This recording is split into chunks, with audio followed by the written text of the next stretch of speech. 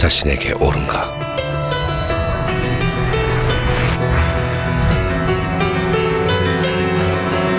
내일을 여는 빛이 되다.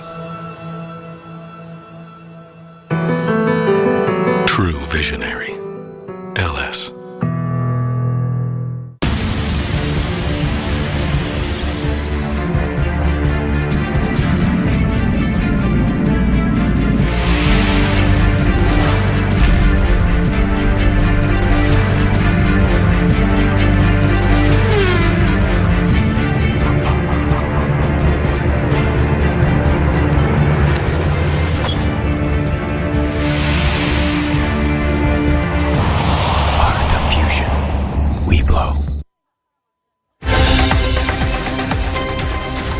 검찰총장이 강원랜드 채용비리 수사에 외압을 행사했다고 안미영 검사가 또 폭로했습니다.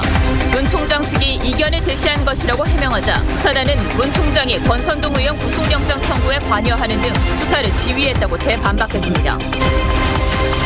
유한미군 규모를 최소 22,000명 유지해야 한다는 내용의 법안이 미 하원 군사위원회를 통과했습니다. 미북 회담을 앞둔 한반도 정세를 조셉 윤 전 미 국무부 대북정책 특별대표 출연해 짚어봅니다. 지난 5년간 교사에게 성희롱과 폭언을 하는 교권 침해가 18,000건에 이르자 피해를 보상해주는 보험까지 나왔습니다. 교권 실태 취재했습니다. 원자력안전위원회가 대진 침대 7중이 방사능 노출 기준치를 최대 9배 넘게 초과했으며 수거 명령 등 행정 조치하기로 했습니다. 기준치 이내라고 발표한 지 5일 만에 결과를 뒤집었습니다. 경찰이 경공모 측에 보안 USB를 추가로 확보하기 위해 압수수색 영장을 신청했으나 검찰이 반려했습니다. 김경수 의원은 드루킹을 15차례 만났으며 드루킹을 통해 경공모 회원들에게 추석 안부 인사를 전하는 등 긴밀한 관계를 유지한 정황이 드러났습니다. 단독 보도합니다.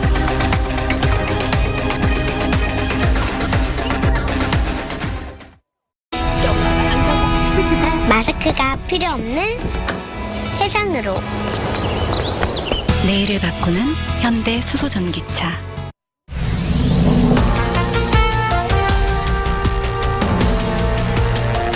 여러분 안녕하십니까? 뉴스9의 신동욱입니다. 강원랜드 채용비리 수사 과정에 외압이 있었다고 폭로했던 안미현 검사가 이번엔 문무일 검찰총장을 외압의 당사자로 지목했습니다. 문 총장이 권성동 의원의 소환을 사실상 막았다는 겁니다. 이 주장에 강원랜드 채용비리 수사단도 가세해서 문 총장이 당초 약속과 달리 사실상 수사 지휘권을 행사하고 있다고 비판했습니다. 먼저 김도형 기자가 보도합니다. 기자회견을 자청한 안미현 검사는 작정한 듯 문무일 검찰총장의 수사외압 의혹을 제기했습니다. 지난해 12월 문 총장이 권성동 국회의원 소환 계획을 보고하는 이영주 춘천지검장을 호되게 질책했다고 폭로한 겁니다. 대노하셨다라고 하셔서 그 말을 수사팀 회의에서도 전해 들었습니다. 저를 비롯해서 수사팀에 소속된 다른 검사들도 들었고요. 당시로선 춘천지검이 권 의원 소환 계획을 접을 수밖에 없었다는 주장입니다.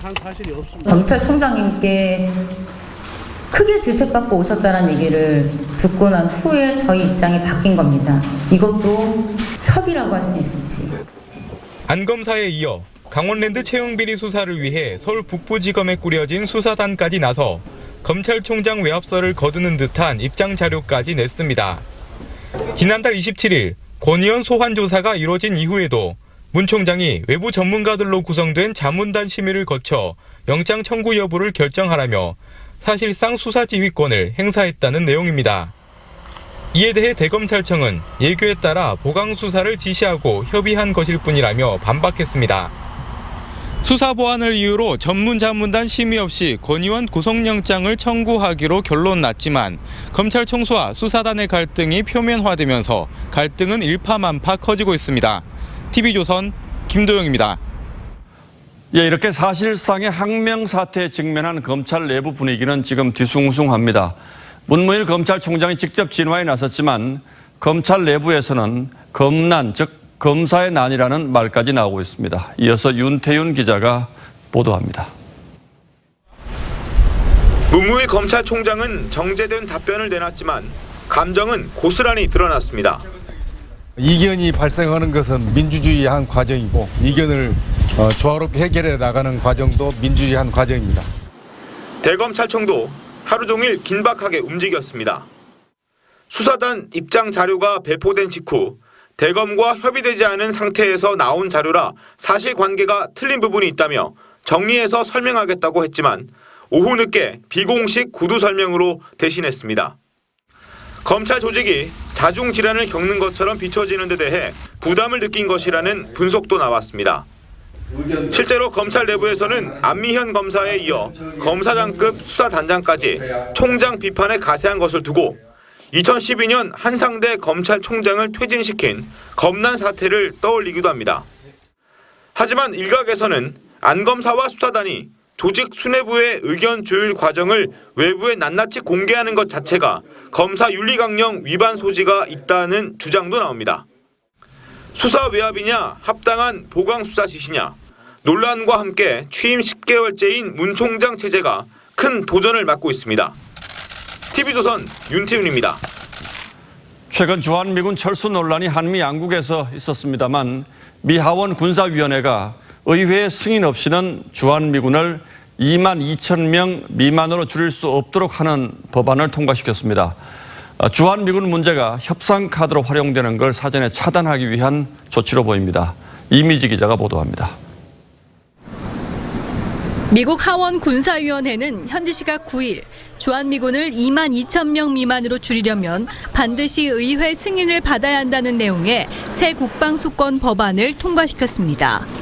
현재 주한미군은 2만 8,500명 선, 수정안에 2만 2천 명이라는 하한선을 추가한 민주당 루벤 갈레고 의원은 교대 근무와 훈련 등을 감안하면 주한미군은 2만 8천 명에서 2만 3,400명 규모를 유지하기 때문에 이 같은 하한선을 설정했다고 말했습니다.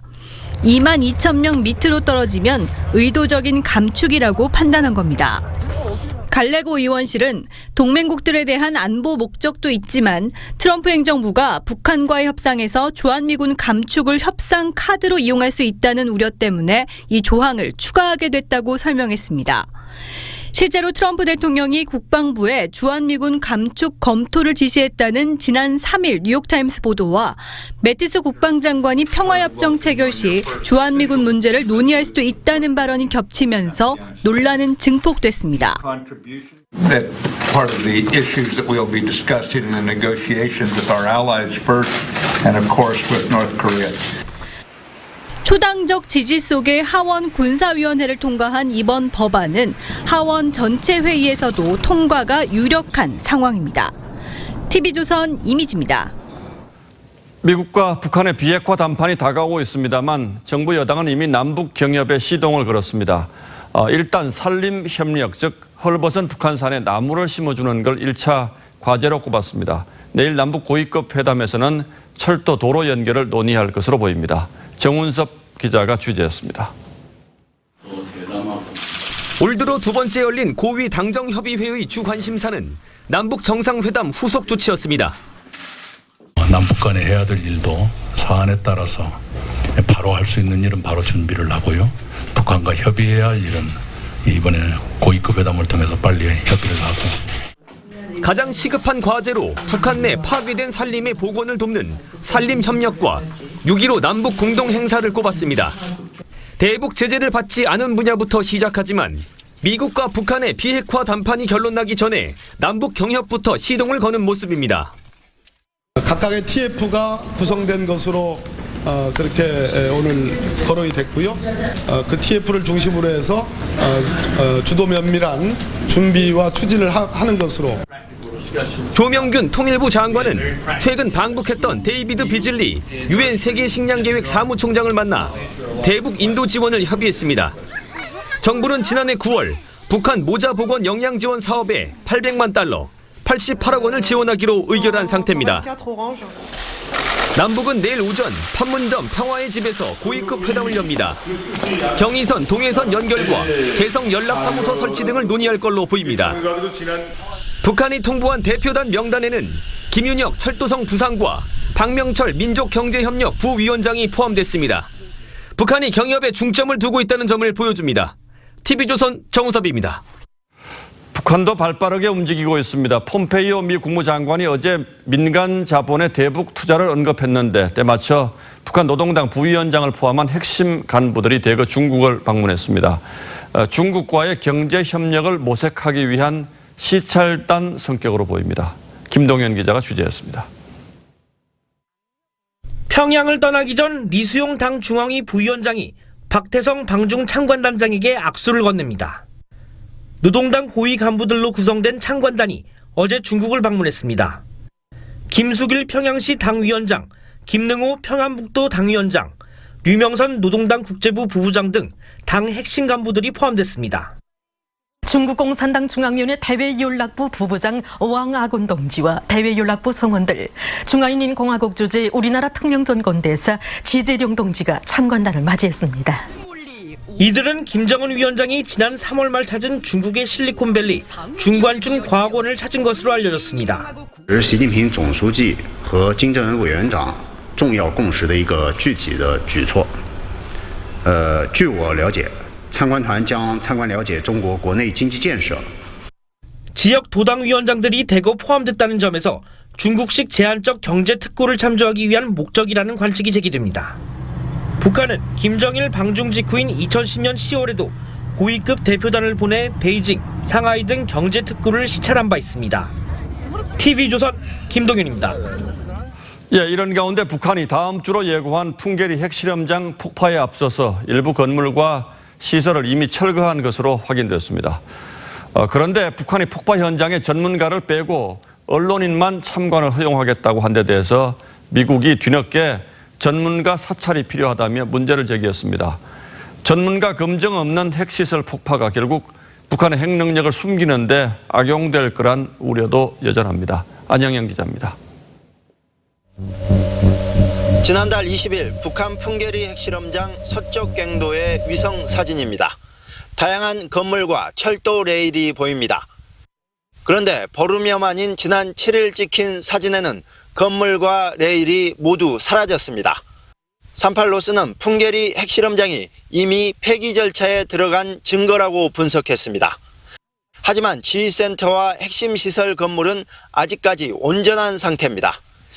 이들 시설과 갱도는 북한이 예고한 대로 23일에서 25일에 세계 언론이 보는 앞에서 폭파할 것으로 보입니다.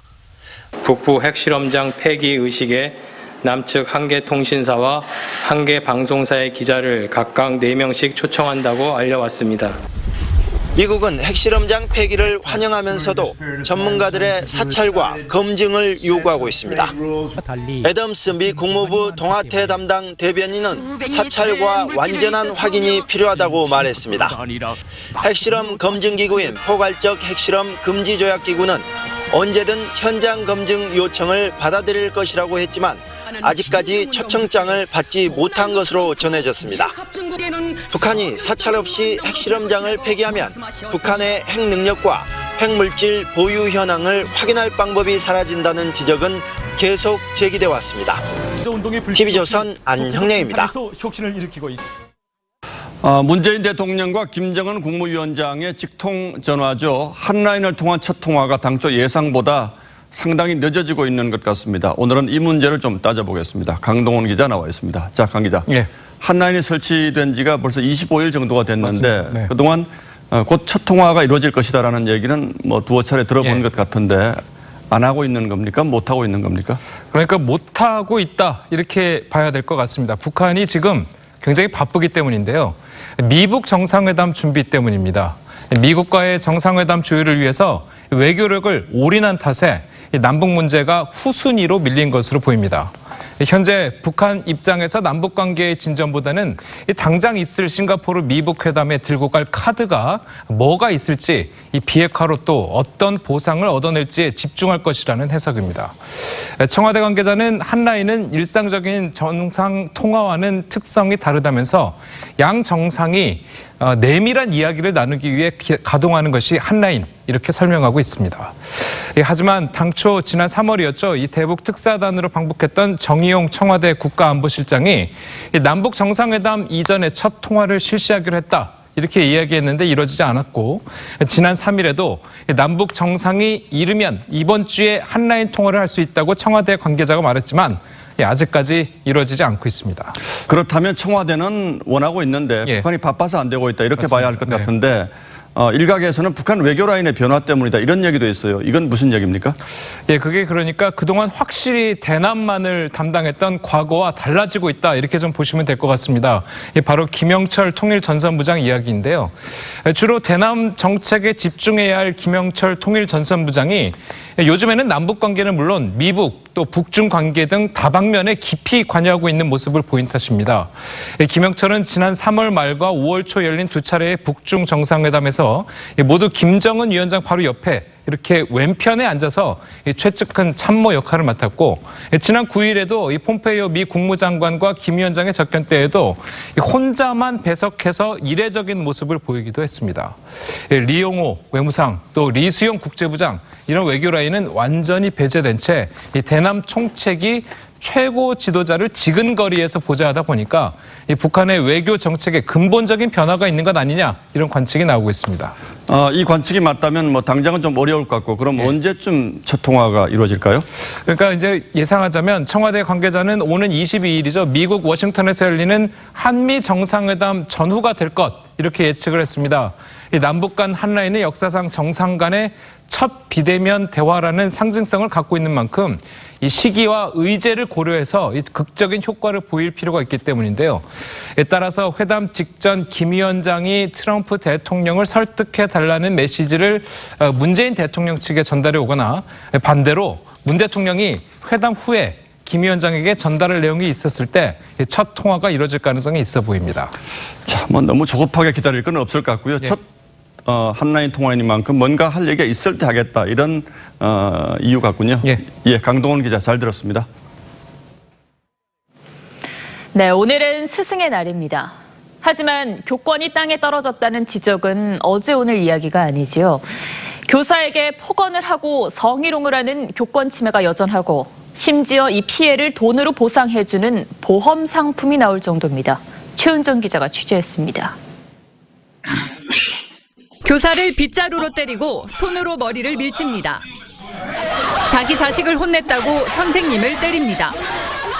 덩치 큰 남학생은 여교사의 어깨에 턱하니 손을 걸칩니다. 지난 5년간 교육부에 접수된 교권 침해 건수는 모두 18,000여 건. 이 중 절반 이상이 폭언과 욕설이었고 수업 방해, 교사 성희롱, 학부모의 폭언 순으로 나타났습니다. 이런 세태를 보여주듯 교권을 침해당하면 이를 돈으로 보상해주는 보험 상품까지 나왔습니다. 물리적, 정신적 피해에 대해 치료비를 최대 300만 원까지 보장받습니다. 소송으로 번지면 변호사 비용도 보장받을 수 있습니다.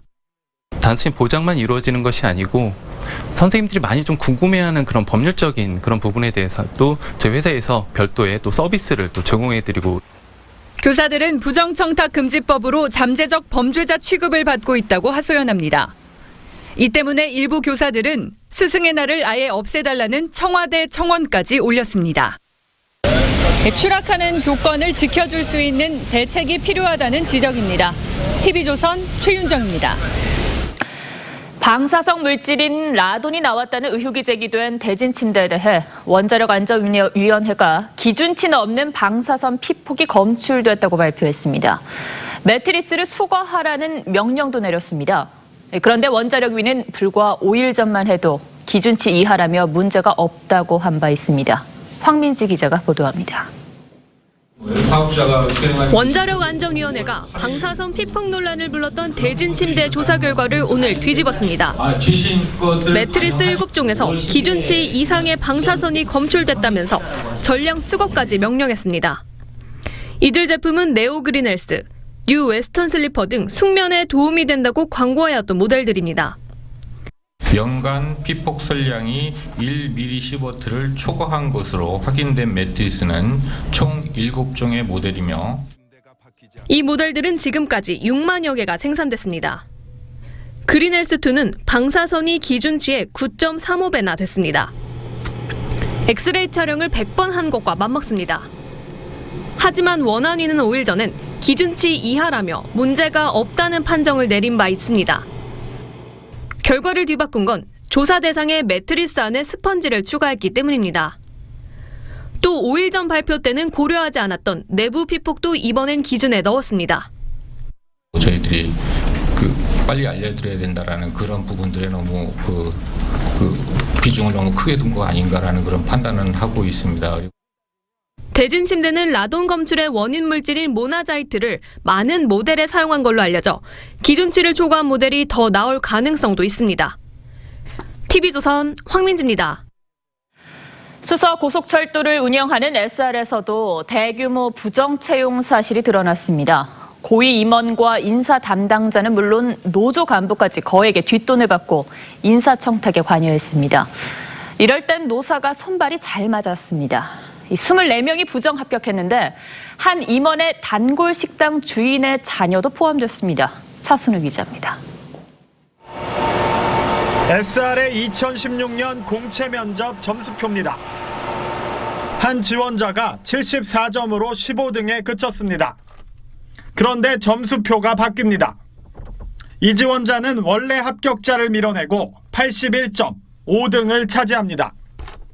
죽고 싶을 정도로 힘들었었고 많이 크게 기대를 했던 차여서 공공기관에도 정말 말로만 듣던 청탁이라는 게 존재하는구나. 영업본부장 김모 씨와 인사팀장 박모 씨가 면접 점수를 조작한 겁니다. 부정 채용엔 노사가 한통속이었습니다. 임원뿐 아니라 노조 간부까지 인사청탁 명단을 전달했고 인사팀장은 가진 수단을 써서 이들을 합격시켰습니다. 노조 간부는 1억여 원 뒷돈까지 챙겼습니다. 배수 조작, 순위 조작, 서류 전형 점수 조작, 면접 점수 조작, 사전 내정자 합격 이런 형태로 다양하게 있었습니다. 9번의 공채에서 부정 채용된 인원은 모두 24명입니다. 이 가운데 23명이 코레일과 SR의 전현직 임원 자녀들입니다. 나머지 한 명은 SR 기술본부장이 즐겨 찾던 단골 식당의 자녀였습니다. 경찰은 업무방해 혐의로 영업본부장 김 씨 등 SR 임직원 13명을 입건했습니다. SR은 부정 채용자 24명에 대해 채용 취소를 검토하기로 했습니다. TV조선 차순우입니다. 여대생이 사는 자취방을 몰래 훔쳐보고 엿듣던 30대 남성이 붙잡혔습니다. 전과 5범인데 그 나쁜 버릇을 고치지 못하고 있습니다. 신준명 기자가 보도합니다. 한 남성이 옷으로 얼굴을 가리고 건물에 들어갑니다. 빨래 건조대에 걸린 속옷을 건드리고 문에 귀를 대고 소리도 엿듣습니다. 서울의 한 여대 앞 원룸촌을 공포에 떨게 한 34살 전모 씨입니다. 전 씨는 이런 가스배관을 타고 올라가 창문이 열려있는 여대생 자취방을 몰래 훔쳐보기도 했습니다. 전 씨는 늘 주변에 차를 대놓은 채 운동복에 슬리퍼 차림으로 나와 범행을 저질렀습니다. 검은 형상이 뭔가 있길래 홀씨로 비춰봤더니 어떤 아저씨가 웅크리고 앉아있어서 엄청 기분 나쁘죠. 경찰은 슬리퍼 등 인상착의를 통해 동종 전과 5범인 전 씨를 용의자로 지목한 뒤 현장에서 검거했습니다. 전 씨는 슬리퍼까지 벗어던지고 맨발로 도망치기도 했습니다. 도망할 염려가 있고 재범의 우려가 있어서 구속영장 신청한 겁니다. 지난달에도 여대생 자취방을 훔쳐보던 또 다른 30대 남성이 경찰에 붙잡혔습니다. 성폭력과 절도 등 다른 범죄로 이어질 가능성이 있지만 훔쳐보는 것만으론 주거 침입죄만 적용돼 성범죄자 관리 대상에는 포함되지 않습니다. TV조선 신준명입니다. 사용한 주사기를 무단으로 배출한 요양병원과 동물병원이 무더기로 적발됐습니다. 수술용 도구도 마구 버렸습니다. 세균 감염과 환경오염이 우려되는 불법 행위입니다. 이상배 기자입니다. 한 동물병원에 특별사법경찰이 들이닥칩니다. 일반 종량제 쓰레기 봉투에서 쓰고 버린 주사기와 바늘이 쏟아져 나옵니다. 혈액이 그대로 담긴 주사기도 있습니다. 생활 폐기물 봉투에서는 유리약병 등 폐의료용품이 가득 차 있습니다. 또 다른 병원도 사정은 마찬가지입니다. 주사기와 함께 가위 등 수술 도구까지 발견됩니다. 생활 쓰레기로 내놓으려고 일단은 작업은 해놓으셨던 건 맞는 거죠? 근데 우리가 잘못 들어간 것 같은데. 경기도 특사경이 요양병원과 동물병원 275개소를 점검해보니 84개소에서 폐기물 관리 위반 사례가 적발되었습니다. 대부분 의료 폐기물을 무단 폐기하거나 보관 기간 등을 제대로 지키지 않았습니다. 의료용 폐기물은 특수용기에 버려야 하기 때문에 킬로그램당 1,000원 정도의 처리 비용이 드는데 이를 아끼기 위해서입니다. 배출 장소가 병원성 세균 증식에 따라 오염될 수 있고 거기서 발생하는 악취, 침투수로 인해 환경오염을 일으킬 수 있습니다. 경기도 특사경은 위반 업체 27곳을 입건하고 57곳은 관할 자치단체에 행정처분을 의뢰했습니다. TV조선 이상래입니다. 대법원이 딸 정유라 씨를 이화여대에 부정 입학시킨 최순실 씨에게 징역 3년형을 확정했습니다. 이 판결 직후 최 씨는 수감돼 있는 구치소에서 18개월 만에 딸과 처음으로 만났다고 합니다. 박경준 기자가 보도합니다. 딸 정유라 씨를 이화여대에 입학시키기 위해 면접위원 등에게 영향력을 행사했던 최순실 씨. 대법원은 오늘 최 씨의 2대 업무방해 혐의에 대해 원심 그대로 징역 3년형을 확정했습니다. 이번 사건은 국정농단 사건의 주범인 최순실 씨에 대한 첫 대법원 확정 판결입니다. 확정 판결 소식이 전해진 시각, 서울 동부구치소에선 최 씨 모녀의 첫 면회가 성사됐습니다. 그동안 증거인멸 가능성 등을 이유로 접촉 자체가 차단됐던 모녀가 얼굴을 마주한 건 18개월 만입니다. 지금 법률상 어머니 만날 수 없다고 그냥 그렇게 말씀하셨습니다. 일반 접견으로 10분간 만난 모녀는 눈물 없이 덤덤하게 짧은 대화를 나눈 것으로 전해집니다. 교도관을 의식해 재판 진행 상황이나 결과에 대해선 언급하지 않았고 서로의 안부만 물었다는 게 함께 간 측근 인사의 전언입니다. 딸 정 씨가 지난 11일 최 씨가 받았던 부인과 수술 경과를 먼저 묻자 최 씨는 대답 대신 잘 지내고 있냐, 건강 잘 챙겨라며 딸에 대한 걱정을 쏟아낸 것으로 알려졌습니다. 정 씨 측은 대법원 첫 확정 판결로 접견이 허용된 만큼 앞으로 자주 면회에 나설 것이라고 말했습니다. TV조선 박경준입니다. 인터넷 댓글 조작 사건의 핵심 인물 드루킹과 김경수 전 의원의 관계를 짐작케 하는 정황들이 하나둘 드러나고 있습니다. 뉴스9 취재진이 확보한 경공모 대화방에서는 작년 10월 김경수 의원이 추석 인사를 보내왔다는 드루킹의 글이 확인됐습니다. 추석 인사를 보냈다는 걸 어떤 수준의 관계로 이해해야 할지, 그리고 드루킹과 김 전 의원이 만난 횟수에 대한 엇갈린 진술 역시 앞으로 수사 과정에서 규명되어야 할 내용들입니다. 이유경 기자의 단독 보도입니다. 지난해 10월 2일 경공모 대화방에 드루킹의 메시지가 뜹니다. 김경수 전 의원이 추석 인사를 보냈다는 내용입니다. 한 경공모 회원은 드루킹이 김 의원이 전화를 해 경공모 회원들에게 추석 안부 인사를 전해달라고 했다며 한과일을 잘 보내라고 했다고 밝혔습니다. 드루킹이 측근들과 함께 김 전 의원 보좌관 한모 씨를 만나 인사청탁 등 편의를 위해 500만 원을 건넨 지 일주일이 지난 시점입니다. 회원들은 김 의원의 소식을 전해줘서 감사하다는 등의 반응을 보인 것으로 전해집니다. 드루킹과 김 전 의원의 만남 횟수에 대해서도 엇갈린 진술이 나왔습니다. 김 전 의원은 참고인 조사에서 2016년 6월쯤 국회의원회관으로 찾아온 드루킹을 처음 만났고 7, 8번 만난 것으로 기억한다고 했습니다. 하지만 드루킹은 2016년 7월쯤 처음 만난 뒤 올해 2월까지 약 1년 반 동안 15차례 남짓 만났다고 경찰에 진술했습니다. 드루킹은 의원회관뿐 아니라 국회 주변 고깃집 등에서 주로 만났다고 주장한 것으로 전해집니다. 만남 횟수 등은 두 사람의 관계를 파악하는 핵심 사안인 만큼 경찰은 엇갈린 주장에 사실관계를 파악하는 데 힘을 쏟고 있습니다. TV조선 이유경입니다. 예, 그런데 이번 수사를 둘러싸고 경찰과 검찰이 또 신경전을 벌이고 있습니다. 드루킹 조직의 활동 내역이 담긴 USB, 즉 이동식 저장 장치에 대한 압수영장을 경찰이 신청했는데 검찰이 이걸 반려했고, 이 사실을 경찰이 공개하자 검찰이 또 입장문을 내고 조목조목 반박했습니다. 이런 갈등 속에 드루킹 수사는 좀처럼 속도를 내지 못하고 있습니다. 홍영재 기자가 이어서 보도합니다. 드루킹이 최측근들에게 나눠준 보안 USB는 핵심 증거로 꼽힙니다.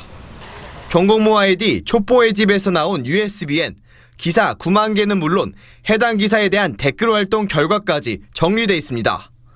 김경수 의원 후원금 내역이 나온 것도 이 USB입니다. 경찰은 이런 수준의 USB 추가 확보를 위해 경공모 회원 7명에서 8명에 대한 압수수색 영장을 신청했습니다. 하지만 검찰이 반려했고 이 사실을 한 언론을 통해 공개했습니다. 발끈한 검찰은 경찰의 영장 신청이 엉터리였다는 취지의 입장문을 발표했습니다. 주소가 잘못 기재되거나 전혀 다른 차량 번호가 기재된 경우가 있다며 형식적 요건에 흠결을 보완해오라고 했다는 겁니다. 또 경찰이 영장을 수정해 재신청하면 다시 살펴보겠다며 유감을 표했습니다. 검경은 수사 초기부터 압수물 송치 문제를 놓고 불협화음을 보였고 지난달엔 김경수 의원 통신 계좌 압수수색 영장 기각을 놓고 신경전을 벌이기도 했습니다. 이런 가운데 경찰은 압수된 핵심 물증 자료 USB 소유주인 촛보 김모 씨에 대한 구속영장을 신청했습니다. 영장이 발부되면 구속된 경공모 회원은 5명으로 늘게 됩니다. TV조선 홍영재입니다. 오늘 경북 경주의 한낮 기온이 33도 가까이 오르는 등 전국이 더웠습니다. 바닷가에선 물놀이를 하는 한여름 풍경이 펼쳐졌습니다. 내일은 비가 내려서 더위가 누그러집니다. 이승훈 기자입니다. 뜨거워진 해수욕장 모래바닥에서 아지랑이가 피어오릅니다. 시민들은 더위를 피해 바다로 뛰어듭니다.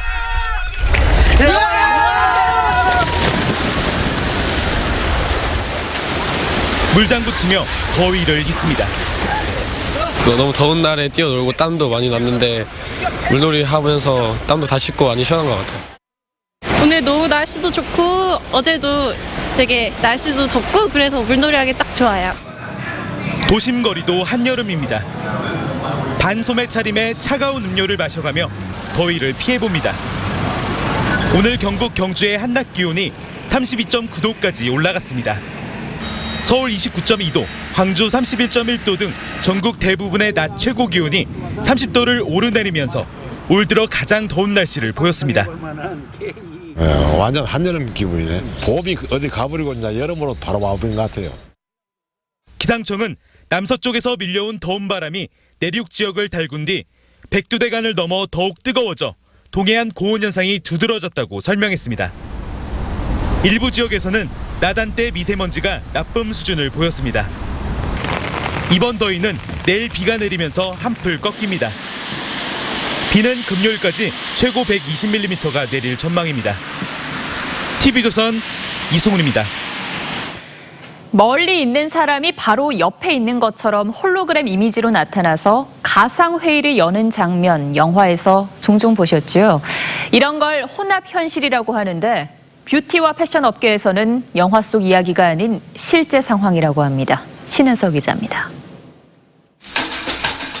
한국에서 전 부치는 모습을 홀로그램으로 봅니다. 실시간으로 보는 곳은 영국입니다. 멀리 떨어진 보고 싶은 할아버지. 소녀는 마치 옆에 앉은 듯 대화를 나눕니다. 고글을 끼면 이미지를 보고 소리를 들을 수 있습니다. 현실 공간에 또 다른 이미지를 합성하는 혼합현실 덕분입니다. 원격에 있는 사람들하고도 커뮤니케이션이 가능하시고요. 원하시는 방향을 움직이시면서 원하시는 모습들을 실제로 보시면서 따라하실 수가 있습니다. 휴대폰으로 불러오고 360도 돌려볼 수도 있습니다.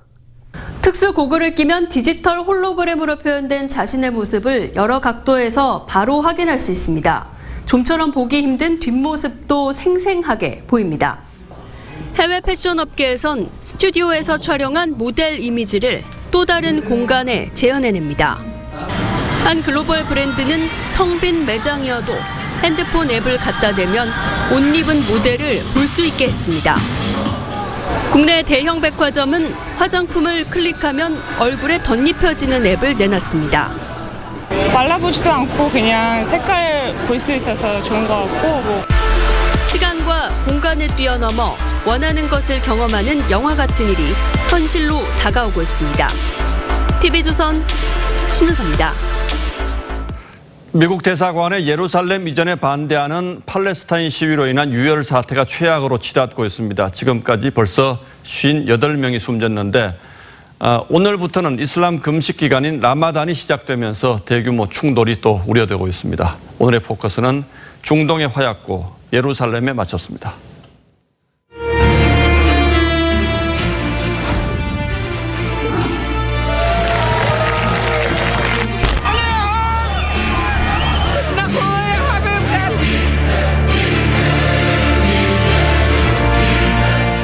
미국 트럼프 대통령이 후보 시절 내건 공약입니다. We will move the American embassy to the eternal capital of the Jewish people, Jerusalem. 이 말은 2년 만에 현실이 됐습니다. We welcome you officially and for the first time to the embassy of the United States here in Jerusalem, the capital of Israel. 같은 시간 이스라엘과 팔레스타인이 국경을 맞대고 있는 가자 지구. 미 대사관 이전에 반대하는 팔레스타인 시위대 한 명이 총소리와 함께 쓰러집니다. 이스라엘군의 실탄 사격으로 최소 59명이 숨지고 2,700여 명이 다쳤습니다. 사망자 가운데는 최루가스로 숨진 생후 8개월짜리 아기도 포함된 것으로 알려졌습니다. 이스라엘은 가자 지구를 통치하는 무장정파 하마스의 군사기지 5곳에 대한 공습도 감행했습니다.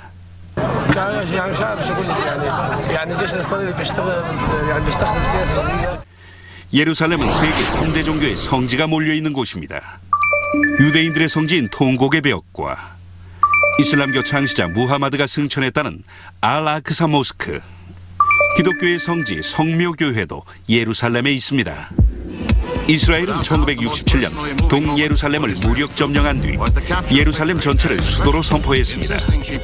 하지만 유엔은 예루살렘을 국제법상 어디에도 속하지 않는 특별한 국제체제로 규정하고 있습니다. 대부분 나라의 주 이스라엘 대사관이 예루살렘이 아닌 텔아비브에 있는 이유도 이 때문입니다. 그런데 미국이 대사관을 예루살렘으로 이전하면서 중동의 화약고에 다시 불씨를 당긴 겁니다. 오늘부터는 이슬람 금식 기간인 라마단이 시작돼 대규모 충돌이 발생할 가능성도 있습니다. The Secretary General believes that Jerusalem is a final status issue that is to be negotiated by the parties. 미국이 대사관을 옮긴 날은 이스라엘 건국 70주년 기념일. 하지만 팔레스타인은 이날을 분노의 날로 정했습니다. God bless the United States of America and God bless Jerusalem.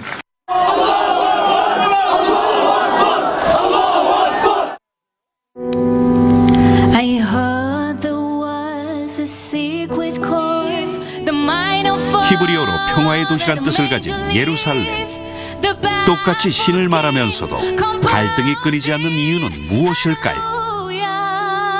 뉴스9 포커스였습니다. 예, 오늘 뉴스9 스튜디오에는 매우 의미 있는 분을 한 분 모셨습니다. 미국 행정부 내의 대표적인 대북 대화 라인으로 꼽히는 분이시죠. 조셉 윤 전 미 국무부 대북정책 특별대표를 모셨습니다. 자, 어서 오십시오. 반갑습니다. 예. 미국 국무부에서 오랫동안 이제 북한 문제를 다뤄오셨는데 예. 지금의 북한의 변화는 어떤 근본적인 변화로 보십니까? 아니면 어떤 뭐 전술적인 일종의 후퇴로 보시는 건가요? 어떻게 보십니까? 저는 근본적으로 참 굿뉴스라고 생각해요. 예. 제가 뭐 많이 경험한 건 작년 11월, 12월 뭐 블러디 노즈라 그랬나? 한국에서는 뭐 코피라 그랬나요? 네. 예. 코피 작전. 예. 그런 거에 대해서 참 걱정도 하고 그랬는데 이렇게 윈터 그 올림픽 게임을 하면서 문 대통령이 진짜 아웃리치를 시작해서 이때까지 잘 오고 이제 6월 12일에 그 정상회담이 싱가포르에 있으니까 참 이때까지 스무드하게 잘 됐다고 봐요. 대한민국 국민들도 뭐 지금의 평화 분위기는 다들 반기고 있습니다만은 북한의 비핵화, 완전한 비핵화 이것이 될 것이냐 하는 데는 우려를 하시는 분들도 많이 있거든요. 미국에서도 잘 안 될 것이다 이렇게 전망하시는 분들이 많을 것 같은데 우리 윤 대표님께서는 어떻게 보십니까? 저는 뭐 비핵화를 극단적으로 black or white라고 보지 않고 예. 그걸 process라고 봐요. 그래서 금방 되거나 뭐 몇 달 안에 되거나 1년 안에 확실히 100%가 되거나 그렇게 되긴 힘들다고 보고 네. 이게 프로세스니까 시작해서 조금씩 스텝 바이 스텝으로 가면 어떨까. 그래서 결국 끝에 몇 년이 걸리도록 완전한 비핵화가 되면 평화스럽게 진짜 그 노스이스트 에이시아의 큰 틀을 바꾼다고 봐요. 볼턴 보좌관은 북한 핵을 미국까지 가져와서 해체해야 된다 이렇게 얘기를 하잖아요. 그건 가능한 방안으로 보시는지요? 저는 그걸 빨리 한다. 뭐 아무것도 하기 전에 그걸 먼저 한다. 그런 가능성은 별로 없다고 보고 네. 끝에 가서는 그런 가능성이 있겠지요. 앞으로 상당히 시간이 필요한 일이다 이렇게 보시는 저는 거군요. 시간이 좀 많이 필요하다고 봐요. 몇 년 정도로 보십니까? 몇 년 정도로 말하긴 힘들지요. 그러니까 그거를 하려면 제 생각에는 북한과 미국 사이에 조금 더 컨피던스가 있고 트러스트가 있고 그렇게 하려면 시간이 걸린다고 봐요. 지금 가장 중요한 변수는 역시 중국이 아니겠느냐 이런 얘기도 많이 하시지 않습니까? 그런데 아직은 중국이 적극적으로 목소리를 좀 덜 내고 있습니다만은 조금 더 진전되면 이 문제에 대해서 중국이 좀 더 적극적으로 개입할 가능성이 있다 이렇게 보는 분들도 많은데 미국은 중국을 이 시점에서 어떻게 다뤄야 한다고 보시는지요? 저도 그 미국도 마찬가지로 중국이 아주 중요한 역할을 할 나라라고 생각하지요. 예. 그래서 이렇게 봐도 지난 뭐 벌써 북한하고 중국하고 서밋 미팅은 2번 있었잖아요. 예. 40일 동안에 2번에 있는 건 역사적으로 없는 일이고 그만큼 중국의 롤이 좀 크다고 생각했고 미국에서도 마찬가지로 생각해요. 마지막으로 좀 한 가지 좀 질문을 드리겠습니다. 트럼프 대통령이 김정은 위원장과 큰 틀에서 합의를 이루고 돌아오더라도 이제 이걸 실현하기 위해서는 국무부가 나서야 되지 않겠습니까? 그러면 어떤 아주 그 디테일이라고 표현을 합니다만은 작은 문제에서 협상이 제동이 걸리는 경우가 많이 있는데 앞으로 난관이 있다면 이번 협상이 잘 되더라도 앞으로 난관이 있다면 어떤 부분에서 걸릴 수 있을 거라고 보십니까? 저는 아무래도 임플리멘테이션이 문제가 되겠죠. 네. 그러니까 되게 이행의 문제. 큰 틀에서 어그리먼트가 되고 그러면 제일 처음에 나오는 거는 시간 문제겠지. 타임 프레임. 네. 그게 언제까지 되냐. 근데 그게 항상 늦거든요. 네. 그럼 거기에서 문제가 될 것 같아요. 양쪽 뭐 미국에서 뭐 샌션을 리프팅 못한다. 시간이 걸린다.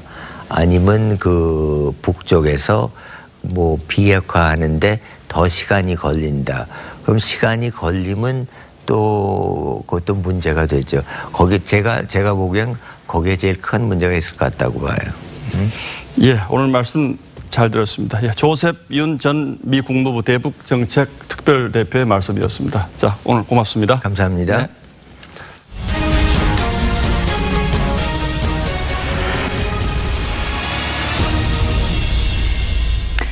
네, 올봄 듣기만 해도 가슴 설레게 하는 사랑 노래 대가들이 나란히 돌아왔습니다.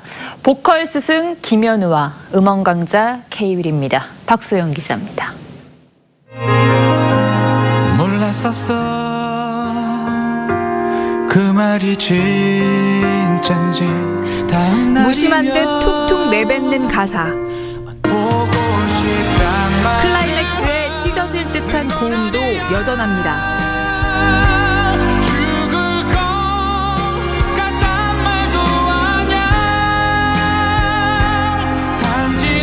연우신 김현우의 귀환입니다. 타이틀곡 반성문에는 헤어진 연인의 행복을 바라는 마음을 담았습니다. 7년 만에 정규 앨범 발매에 성시경, 온유, 유인나 등 동료들도 지원 사격에 나섰습니다.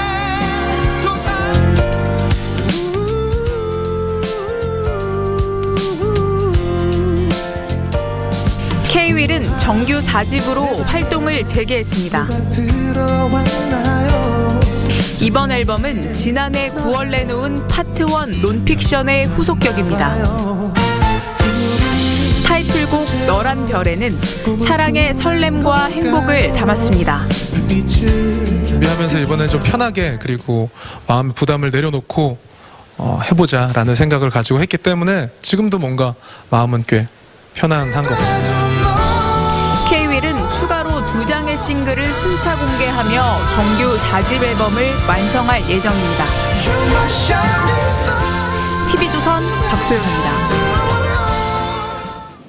여자 골프 세계 랭킹에서 박인비 선수가 4주 연속으로 1위 자리를 굳건히 지켰습니다.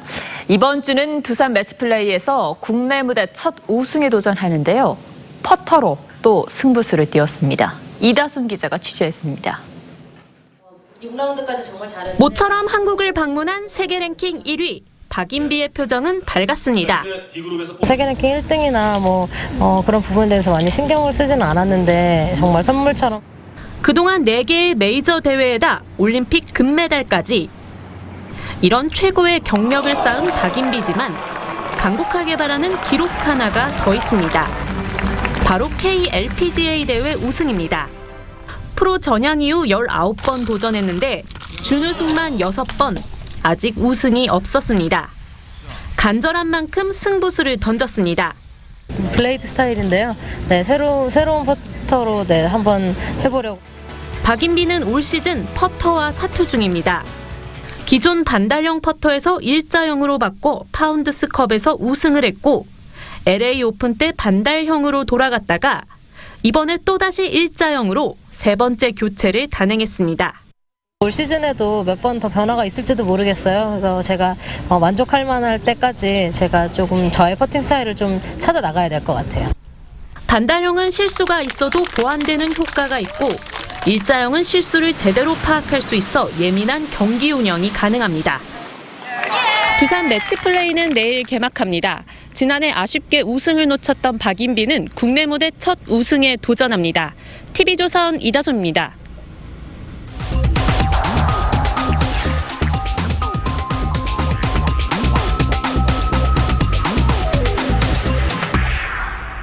북한 보위부에 넘겨주면 첫째로 짐승이 돼야 하며 둘째로 너희들은 이제부터 개다. 그러니 이제부터 머리를 예, 탈북민들이 걸핏하면 꾸는 악몽이 있다고 합니다. 북한으로 강제 송환되는 끔찍한 꿈이죠. 송환되면 어떻게 되는지는 중국에서 붙잡혀 끌려갔다가 다시 탈출한 사람들이 생생하게 증언합니다.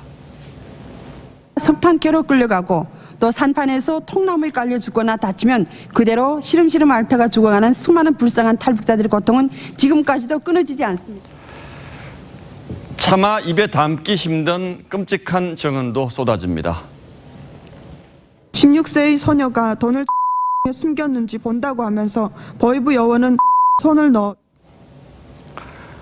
1998년에는 함흥에 탈북 여성 수용소를 만들어 가두고 공개 총살을 하기도 했다고 합니다. 그런 강제 송환의 악몽이 현실이 될지 모른다는 불안과 공포가 3만여 탈북민 사이에 번지고 있습니다. 남북 정상회담 이후 주변 시선이 달라지는 걸 느끼며 밤잠을 설친다는 사람도 적지 않습니다. 한 탈북 대학생은 강의 시간에 남북 두 총알의 탈북자가 맞아 죽을 수도 있다는 말까지 들었다고 합니다. 중국 북한 식당에서 탈출했던 여종업원들의 기획 탈북설이 다시 불거지고 민변이 당시 국정원장을 고발하면서 탈북민들의 두려움은 더욱 커졌습니다. 북한은 오는 8월 여종업원들을 돌려보내라고 요구하면서 탈북자들을 가리켜 통일되면 제일 먼저 민족의 심판대에 올라야 할 역적배라고까지 했습니다. 오죽하면 SNS에 북송의 두려움을 호소하는 이런 탈북민들까지 나왔겠습니까? 만약에 제가 북한에 있다든가 아니면 또는 기자회견을 한다든가 그 어떤 일이 있으면 저희 자의가 아닌 타의에 의한 행동이라는 것을 알아주시면 좋겠습니다.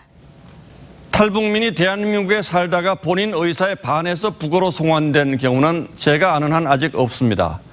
하지만 지금 상황을 보면 탈북민들이 그런 불안감을 느끼기에는 충분해 보입니다. 목숨 걸고 자유를 찾아와 대한민국 품에 안긴 탈북민들을 우리가 보호하지 못한다면 세계 어디에 대고 자유니 인권이니 하는 말을 꺼낼 수 있겠습니까? 5월 15일 앵커의 시선은 탈북민의 악몽이었습니다.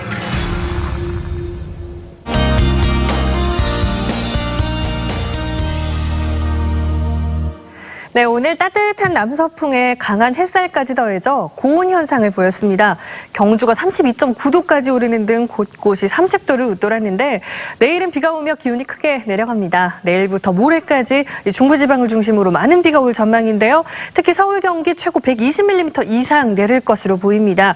또 남부와 영동 지역은 내일 오전과 모레 오후 사이에는 소강 상태를 보이겠습니다. 비는 오늘 밤사이 서쪽 지역부터 시작돼 차차 확대되겠습니다. 또 비바람이 불어 오늘만큼 덥지는 않겠습니다만 그래도 서늘할 정도는 아닙니다. 남부지방은 꽤 후텁지근하겠는데요. 전주 28도, 안동이 26도까지 오르겠고 아침 기온도 곳곳이 20도 내외를 보이겠습니다. 또 해안 지역은 강풍이 불겠으니 주의하셔야겠습니다. 비는 금요일까지도 이어지겠고요. 주말에는 맑은 날씨 예상되고 있습니다. 날씨였습니다. 예, 오늘은 스승의 날이죠. 공휴일은 아닙니다만 예전에는 그래도 상당히 의미 있는 기념일이었는데 어쩌다 보니 교사들이 스승의 날을 폐지해달라고 청원을 하는 지경에 이르렀습니다. 우리에게 학교란 그리고 스승이란 과연 무엇인가를 다시 한번 생각해야 한 하루였습니다. 뉴스나인 마칩니다. 고맙습니다.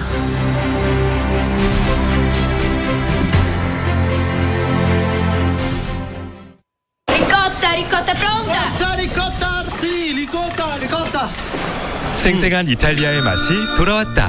매콤한 치킨에 부드러운 치즈, 리코타 치즈 상하이 버거. 모두가 기다려온 맥도날드 세계의 맛. 울타리를 없애자. 사슴이 자유롭게 자라나도록. 그래야 야생의 활력을 온전히 담아내니까. 뉴 오리진 전녹용 홍삼. 푸드의 오리진을 다시 쓰다. WHO는 인류를 위협할 슈퍼버그로 헬리코박터를 선정했습니다. 그럼 당신의 위는 헬리코박터는 몸 밖으로 사라져야 합니다. 특허 유산균 HP7으로 더 강하게. 헬리코박터 프로젝트 윌. 여기 미래의 중심이 있습니다. 푸른 지구를 만들고 새로운 세상을 연결하고 스스로 생각하며 움직이는 미래의 자동차 기술을 이끌어갑니다. 현대모비스의 새로운 시작. 미래의 포커스. 현대모비스.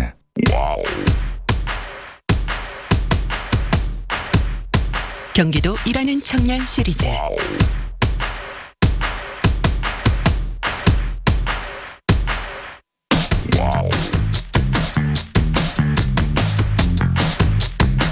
와우. 중소기업에서 답을 찾다. 생각을 뒤집는 청년 일자리 정책. 경기도 일하는 청년 시리즈. 포인트 임플란트? 써보면 알게 되는 포인트의 기술. 포인트 임플란트가 좋습니다. 특허받은 자외선 광촉매 임플란트. 단단하고 오래갑니다. 이것이 바로 핵심 포인트. 포인트 임플란트. 최고의 원료 어디 있을까? 진도지. 남해? 뉴질랜드 아니에요? 아니, 최고의 원료가 있을 곳은 지금 여기 당신이 있는 곳. 더 좋은 원료의 힘으로 더 건강한 케어.